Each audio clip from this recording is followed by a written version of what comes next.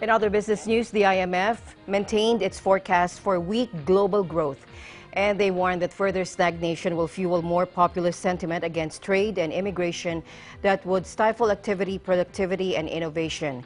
In the latest update of its World Economic Outlook, the IMF said that a drop in U.S. growth for 2016 due to a weak first-half performance would be offset by strengthening in Japan, Germany, Russia, India, and some other emerging markets. The fund kept its overall global growth forecast unchanged at 3.1% for 2016 and 3.4% for 2017 after cutting its outlook for 5 straight quarters. Taken as a whole, the world economy is moving sideways.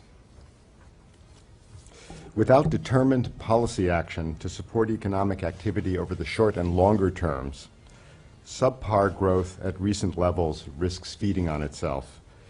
U.S. growth has disappointed in 2016, but is partially offset by smaller upside surprises in Europe and Japan. Outside of the advanced economies, emerging Asia has done better, whereas sub-Saharan Africa as a whole has not. The slow and incomplete recovery from crisis has been especially damaging in those countries where the distribution of income has continued to skew sharply toward the highest earners, leaving little room for those in the lower brackets to advance. The result in some richer countries has been a political movement that blames globalization for all woes and seeks somehow to wall off the economy from global trends rather than to engage productively with foreign nations.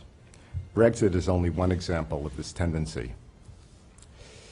In short, growth has been too low for too long, and in many countries, its benefits have reached too few, with political repercussions that are likely to depress global growth further.